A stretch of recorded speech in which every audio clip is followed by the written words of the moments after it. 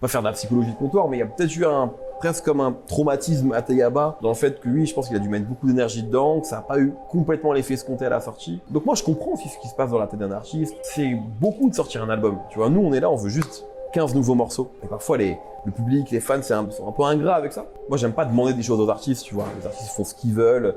Mais c'est vrai que oui, il y a un moment où nous, on a besoin de comprendre des choses.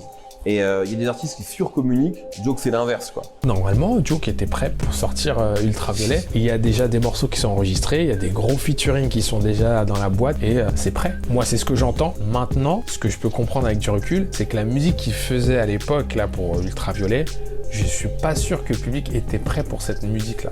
On était vraiment sur quelque chose de déstructuré, avec des effets sonores presque psychédélique, avec de la musicalité qui s'approcherait plus de Kanye West période Yeezus. Après, il y a des morceaux effectivement qu'il a déjà sortis qui étaient dans Ultraviolet, mais c'est un album, je pense, qui fait que Joke a reculé, très sombre dans la texture. Des couleurs très distordues, enfin je sais pas comment l'expliquer. J'ai beaucoup aimé parce que je trouvais que c'était une proposition artistique assumée. Jusqu'à maintenant, bah ça pourrait sortir, c'est sans problème.